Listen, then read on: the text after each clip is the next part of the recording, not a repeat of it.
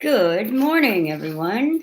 It is the 10th of March, 2023. I am Sassy Mint Grace here in Fredericton, New Brunswick, and I am about to read from chapter 42 of Hope's Kiss. Danny Dugay spotted the gray Ford on the street abreast of him and stepped off the sidewalk to pull open the door and take the passenger seat. As soon as he buckled the seatbelt, the CIA operative who had contacted him pulled him out, pulled back out into traffic. They drove out to the docks to the warehouse district where the driver pulled into a parking spot on the edge of a large truck parking lot between two 18-wheelers and turned off the ignition. Danny was tense. He had no experience with this kind of condition. The American agent had approached him through an online ad. He had posted that he was looking for odd jobs. What this guy had proposed was really an odd job. He'd been hired to pretend to be someone else, to pose as a long lost cousin to get information from the inside of an ongoing investigation. He was told very little except he was to pose as and who he would be posing to. He was to learn everything he could about the absent partner's comings and goings and interests and contacts. It looked dead easy, as the woman he had to visit never met the cousin. Agent Philip Parson took a notepad from his visor and a pen from his pocket. He had a laptop but preferred to make quick notes first, then go over the papers later and compose more thorough reports on the PC. He cleared his throat and looked at Danny gravely. Well, what'd you find out, kid? Is this woman dangerous as it claims she is? What's her wife like? Was she friendly or is she a man hater? Danny burped and began. I didn't find anything the least scary about either. The wife couldn't be nicer. I've kind of felt bad skipping out on her in the middle of the night like this. From everything the wife said, this woman was all about love and saving the world. There was nothing that I would think was in any way connected to terrorism. Either her wife, either her wife is totally oblivious to what's been going on, or the woman you guys have is truly innocent. She's involved in some kind of cultism, but it sounds harmless enough. They just preach peace and love. Now I finished the job, gonna have my money. I need to get back. My girlfriend will only keep my dog for a couple of days. I gotta go. Money, please. He offered his left palm to the driver, who reached back into the seat behind them and produced an envelope and placed it in the waiting hand. Parsons started the car and ordered his passenger to get out. Danny looked at him in anger and confusion and said, What? You're not going to leave me way the hell out here, are you? Shit, man, that's mean. I can't be seen with you. You have a cell phone, lots of money. Stop whining and call a cab, was his answer as he sped away. Danny smoked a cigarette, played an online game while he waited 20 minutes for a cab. Chapter 43. Monday morning, the courtroom filled with the chosen jurors. There was a buzz in the air, people chattering, people were getting acquainted. Who knew how long they would be locked up together for this case? The stenographer came in, took his place to the left of the judge's bench at the front of the courtroom. He checked the status of the equipment and looked at his cell phone to see that it was appropriately turned off. MJ's lawyer was unpacking text and files while the bailiff led her to the table to take the comfortable leather chair to his left. There were a number of reporters and observers on the back benches. The DA was also shuffling papers until an attractive woman approached him and whispered something, after which time they left the room. He returned just seconds before the bailiff entered and announced the entrance of the judge, Isaac Levi. When she heard the name, her mind raced to the notion that this man would be compassionate because he was one of the most oppressed groups of people ever. Then her sensibility returned and reminded her of what a racist thought this was.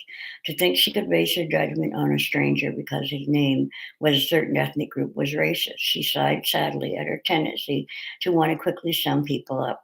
She understood it as very human, but still was uncomfortable at the thought that she raced to that conclusion because of the family name, someone had no choice over it. She looked at the ornate gold clock and saw the time was 10.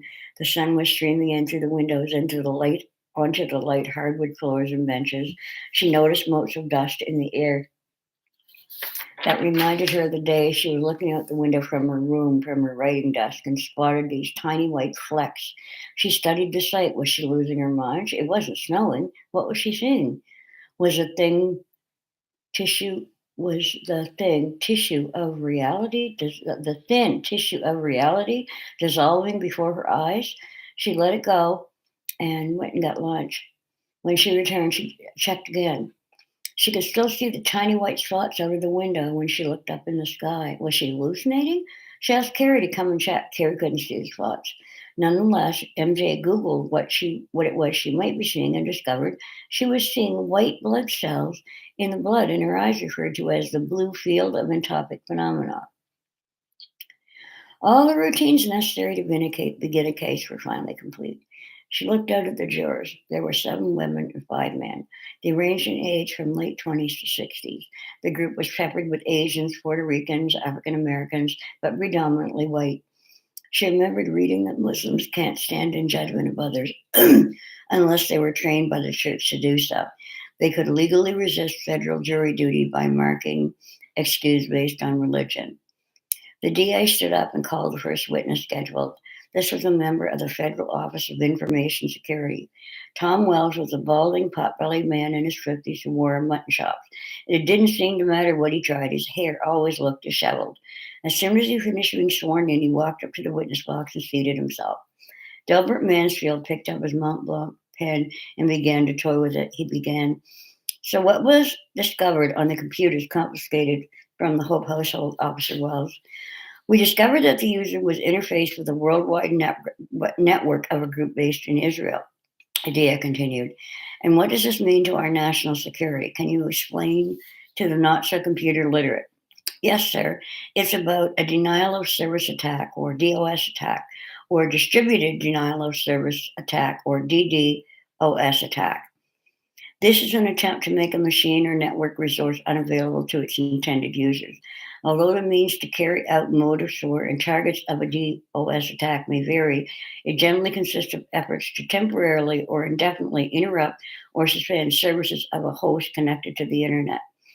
Most typically target sites or services hosted on high-profile web servers such as banks, credit card payment gateways, and even root name servers.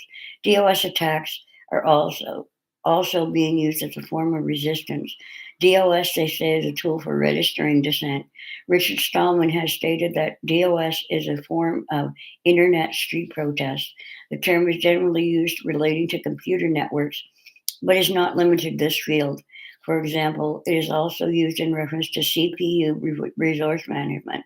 One common method of attack involves saturating the target machine with external communications requests, so much so that it cannot respond to legitimate traffic or respond so slowly as to be rendered useless. These attacks usually lead to a server overload. In general terms, DOS attacks are accomplished by either forcing the targeted computers to reset or consuming its resources so that it can no longer provide its intended service, or obstructing the communication media between the intended users and the victims so that they can no longer communicate adequately. Denial of service attacks are considered violations of the Internet Architect Board's Internet Property Use Policy, and also violate the acceptable use policies of virtually all Internet service providers. They also commonly constitute violations of laws of individual nations. DA inspected jurors' faces and asked, "Okay, now does everybody understand?" Most of them shook their heads in confusion. "Can you make that just a step closer to plain English, sir?" Well, Wells thought about this for a period and then responded, "It means the system gets jammed up so nobody can get online." The DMA went on, "All right, now, what do the findings on MJ Hope's PC have to do with this?" "Well, they had links with individuals in 142 countries. That's astounding. All of those links provide access to everyone those people are connected with as well. A computer virus could incapacitate the world by spread by this broad a network. They have their own TV station too, which makes them even more potent." The DA said, "Thank you, Officer Wells. No more questions." The judge fired. "Would you like to question the witches?" Judge fired. "Would you like to question the witness, Mr. Ridges?" Mark rose and answered, "Yes, I would, Your Honor. According to your findings, were there in fact any DOS attacks carried out by this organization?" Wells squirmed in his chair and answered, "No, but there was a potential for such attack." Bridges replied, "I might kill someone, but I can't be put in jail for what I may do." The judge sighed and scribbled on papers before him on a bench. Bridges carried on. So, what gives the investigators the idea that this group may be a threat to U.S. national security? Another techie was sitting on the other side of the room with a PowerPoint presentation at the ready. Wells pointed to the screen and said, "Exhibit A, if we may, Your Honor." The judge nodded assent, and the screen lit up when a bold quote appeared. "It is perfectly justified to drop an atom bomb on America if I don't like its president, put a bullet through my neighbor's chest if his dog poops on my lawn, or murder dozens of innocent college kids." Mark swallowed a couple times. He wasn't prepared for this and then followed with, "No more questions." The witness left the courtroom. The judge announced that the session would be adjourned until 2 o'clock. End of chapter 43. See you Monday. Have a great weekend. Bye bye.